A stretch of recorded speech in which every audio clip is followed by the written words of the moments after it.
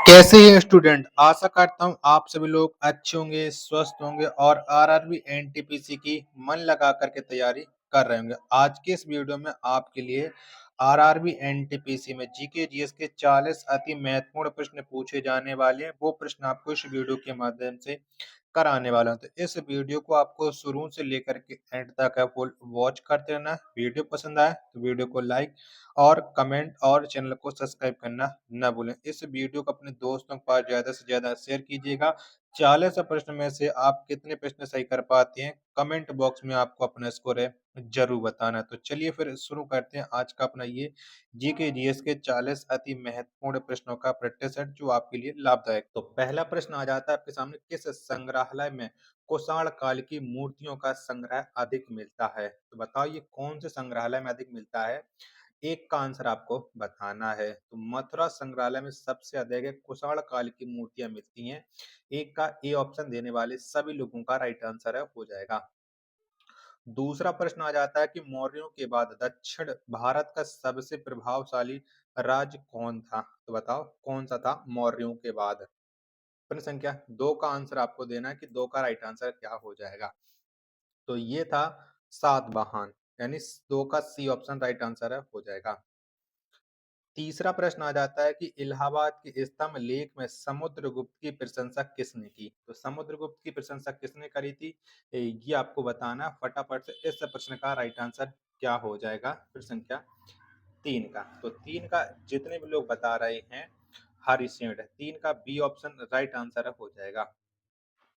चौथा प्रश्न आ जाता है कि चंद्रगुप्त विक्रमादित्य के दरबार में नवरत्नों में सबसे अधिक प्रसिद्ध कौन थे? तो बताओ कौन थे? तो सबसे अधिक जो प्रसिद्ध थे वो कालिदास थे। 4 का ए ऑप्शन करेक्ट आंसर हो जाएगा। पांचवा प्रश्न है आपके सामने कि अजंता की गुफाओं में चित्र किस वंश के काल के हैं? तो बताओ कौन से वंश के काल के चित्र हैं अजंता की गुफाओं में? तो ये जो चित्र हैं वो गुप्त वंश के काल के, यानी 5 का डी ऑप्शन राइट आंसर हो जाएगा। छठवां प्रश्न आ जाता है कि विश्व व्यापार संगठन का गठन किस वर्ष हुआ था? बताओ कब हुआ था? तो विश्व व्यापार संगठन का जो गठन हुआ था वो 1995 में हुआ था, यानी 6 का ए ऑप्शन करेक्ट आंसर हो जाएगा। सातवां प्रश्न आ जाता है कि भारत की राष्ट्रीय आय में सर्वाधिक योगदान किस क्षेत्र का है? तो कौन से क्षेत्र का है? तो भारत की राष्ट्रीय आय में जो सबसे ज्यादा योगदान है वो तृतीय क्षेत्र का है। 7 का सी ऑप्शन करेक्ट आंसर है हो जाएगा। अगला प्रश्न है प्रश्न संख्या 8 है कि कौन सा उद्योग भारत को अधिकतम रोजगार प्रदान करता है? तो इनमें से एक उद्योग ऐसा है जो सबसे अधिक रोजगार देता है, वो कौन सा उद्योग है? तो वो उद्योग है कपड़ा उद्योग। 8 का ए ऑप्शन राइट आंसर हो जाएगा। नौवां प्रश्न है कि विश्व का सबसे महंगा शहर कौन है? तो बताओ कौन सा है? तो विश्व का जो सबसे महंगा शहर है वो टोक्यो है। 9 का डी ऑप्शन है वो राइट आंसर हो जाएगा। 10वां प्रश्न आ जाता है कि दीर्घ रेडियो तरंगें पृथ्वी की किस मंडल से परावर्तित होती हैं? तो दीर्घ रेडियो जो तरंगें हैं ये पृथ्वी के आयन मंडल से परावर्तित होती हैं। 10 का सी ऑप्शन राइट आंसर हो जाएगा। 11वां प्रश्न आ जाता है कि वेनेजुएला के घास के मैदान को क्या कहा जाता है? तो बताओ क्या कहते हैं? तो वेनेजुएला के जो घास के मैदान है इन्हें लानोज कहा जाता है। 11 का बी ऑप्शन करेक्ट आंसर हो जाएगा। अगला प्रश्न पर संख्या 12 है कि 7 पहाड़ियों का नगर किसे कहा जाता है? बताओ किसे कहते हैं? तो 7 पहाड़ियों के नगर के नाम से ये रोम को जाना जाता है। 12 का ए ऑप्शन करेक्ट आंसर हो जाएगा। आशा करता हूँ कि आपको ये वीडियो जरूर पसंद आ रही होगी। तो प्लीज वीडियो को लाइक करें, कमेंट करें और चैनल को अभी तक आप लोगों ने सब्सक्राइब नहीं कर रखा होगा तो चैनल को आप लोग जरूर सब्सक्राइब कर लीजिएगा। 13वां प्रश्न है आपके सामने कि पर्ल हार्बर किस देश का नौसैनिक अड्डा है? तो ये जो नौसैनिक अड्डा है वो यूएसए का है। 13 का डी ऑप्शन करेक्ट आंसर हो जाएगा। 14वें नंबर का प्रश्न है आपके सामने कि अशुद्धि मिलाने से द्रव का क्वथनांक पर क्या प्रभाव पड़ता है? बताओ क्या पड़ता है? तो अशुद्धि मिलाने पर द्रव के क्वथनांक है ये बढ़ता है, यानी 14 का सी ऑप्शन राइट आंसर हो जाएगा। 15वें नंबर का प्रश्न है आपके सामने कि कौन सा अधातु तरल रूप में पाया जाता है? बताओ कौन सा धातु पाया जाता है? तो ब्रोमीन है, ये तरल रूप में पाया जाता है। 15 का बी ऑप्शन करेक्ट आंसर हो जाएगा। 16वां प्रश्न है आपके सामने कि प्राकृतिक गैस में सर्वाधिक मात्रा किसकी होती है? बताओ किसकी होती है? तो प्राकृतिक गैस में जो सबसे अधिक मात्रा होती है वो मीथेन की होती है, यानी 16 का डी ऑप्शन देने वाले सभी का करेक्ट आंसर हो जाएगा। 18वां प्रश्न है कि प्रथम परखनली शिशु का जन्म कहाँ हुआ था? तो कौन से देश में हुआ था प्रथम परखनली शिशु का जन्म? 17 का राइट आंसर क्या हो जाएगा? तो ये जन्म इंग्लैंड में हुआ था।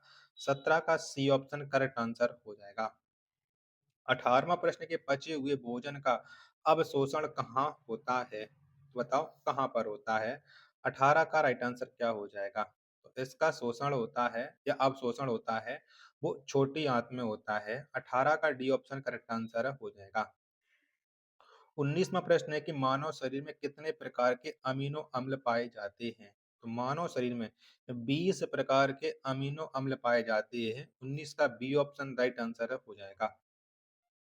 20वां प्रश्न कि प्रोटोजोआ कैसा जीव है? बताओ कैसा है? तो प्रोटोजोआ यह एक कोशिकीय जीव है, यानी 20 का ए ऑप्शन है वो करेक्ट आंसर हो जाएगा। 21वां प्रश्न है कि भारी जल का अणुभार कितना होता है? तो भारी जल का जो अणुभार है ये होता है 20। 21 का सी ऑप्शन राइट आंसर हो जाएगा। 22वां प्रश्न कि दल बदल विरोधी कानून कब पारित हुआ था? बताओ कब आया था ये दल बदल विरोधी कानून? तो ये 1985 में आया था। 22 का डी ऑप्शन है वो राइट आंसर हो जाएगा। 23वां प्रश्न है कि राष्ट्रपति पर महाभियोग की प्रक्रिया किस देश की संविधान से लिया गया? तो कौन से देश के संविधान से ली गई है राष्ट्रपति पर महाभियोग लगाने की प्रक्रिया? 23 का आंसर क्या हो जाएगा? तो ये अमेरिका के संविधान से ली गई है। ए ऑप्शन करेक्ट आंसर हो जाएगा। अगला प्रश्न प्रश्न संख्या है 24। मुंबई उच्च न्यायालय की स्थापना कब हुई थी? बताओ कब हुई थी? मुंबई उच्च न्यायालय इसकी स्थापना 1862 में की गई थी। 24 का बी ऑप्शन राइट आंसर हो जाएगा। 25वां प्रश्न है कि फूलों की घाटी किस राज्य में स्थित है? तो जो फूलों की घाटी है ये स्थित है उत्तराखंड राज्य में। 25 का ए ऑप्शन करेक्ट आंसर हो जाएगा।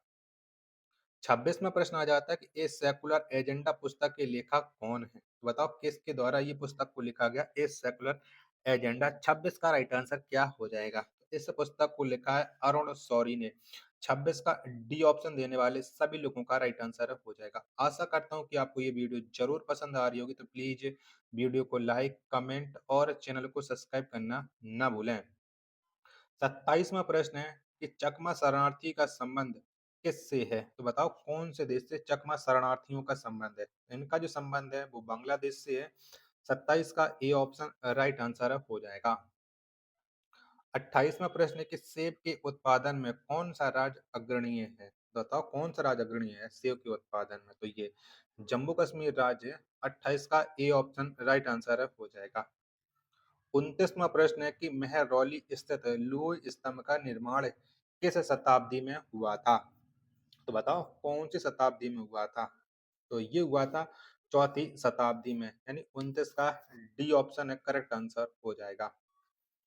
30वां प्रश्न है कि पर्ल हार्बर कहाँ का नौसैनिक अड्डा है? तो बताओ ये कौन से देश का नौसैनिक अड्डा है पर्ल हार्बर? तो ये जो नौसैनिक अड्डा है वो संयुक्त राज्य अमेरिका का है। 30 का ए ऑप्शन करेक्ट आंसर हो जाएगा। 31वां प्रश्न है कि विश्व भारती का मुख्यालय कहाँ है? बताओ कहाँ पर है? तो विश्व भारती इसका जो मुख्यालय है वो कोलकाता में है, यानी 31 का डी ऑप्शन देने वाले सभी लोगों का राइट आंसर हो जाएगा। चलिएगा अगला प्रश्न है प्रश्न संख्या 32 है कि अभिनव भारत की स्थापना किस वर्ष हुई थी? बताओ कब की गई थी अभिनव भारत की स्थापना? 32 में प्रश्न का आंसर आपको देना है। तो ये स्थापना 1904 में की गई थी अभिनव भारत की। बी ऑप्शन देने वाले सभी लोगों का राइट आंसर हो जाएगा। 33वां प्रश्न आ जाता है कि शारदा एक्ट किस अंग्रेज द्वारा बनाया गया? तो बताओ कौन से अंग्रेज ने ये शारदा एक्ट बनाया था? तो इसे लॉर्ड इरविन ने बनाया था। 33 का सी ऑप्शन देने वाले सभी लोगों का राइट आंसर हो जाएगा। 34वां प्रश्न कि द स्कोप ऑफ हैप्पीनेस के लेखक कौन है? बताओ किसके द्वारा इसे लिखा गया है, द स्कोप ऑफ हैप्पीनेस। इसे जो लिखा है वो लिखा है विजय लक्ष्मी पंडित ने, यानी 34 का डी ऑप्शन राइट आंसर हो जाएगा। अगला प्रश्न है प्रश्न संख्या 35 है कि ब्राजील के घास के मैदान को क्या कहा जाता है। तो ब्राजील के जो घास के मैदान है इन्हें कंपोज कहा जाता है, यानी 35 का ए ऑप्शन देने वाले सभी लोगों का राइट आंसर हो जाएगा। अगला प्रश्न है प्रश्न संख्या 36 है कि इंडोनेशिया में किस प्रकार की स्थानांतरित कृषि होती है। तो इंडोनेशिया में ये स्थानांतरित कृषि होती है, उसे हुमा नाम से जाना जाता है, जैसे भारत में झूम के नाम से जाना जाता है। 36 का बी ऑप्शन राइट आंसर हो जाएगा। 37वां प्रश्न है आपके सामने कि अंगूर की खेती को क्या कहा जाता है। तो अंगूर की खेती को हम कहते हैं विटीकल्चर, यानी 37 का ए ऑप्शन देने वाले सभी लोगों का राइट आंसर हो जाएगा। 38वां प्रश्न कि ओजोन परत संबंधी वियना समझौता किस वर्ष हुआ। तो कब हुआ था ये ओजोन परत संबंधी वियना समझौता है। 38 का आंसर आपको देना है, तो ये 1985 में किया गया था। 38 का डी ऑप्शन राइट आंसर हो जाएगा। नेक्स्ट प्रश्न है प्रश्न संख्या 39 है कि चिकित्सा शास्त्र का जनक किसे कहा जाता है। तो चिकित्सा शास्त्र का जो जनक है ये हिप्पोक्रेटस को जाना जाता है, यानी 39 का ए ऑप्शन राइट आंसर हो जाएगा। प्रश्न संख्या 40 और अंतिम प्रश्न है आज के इस प्रैक्टिस सेट का कि इस लोहा का शुद्धतम रूप कौन सा है। बताओ कौन सा है।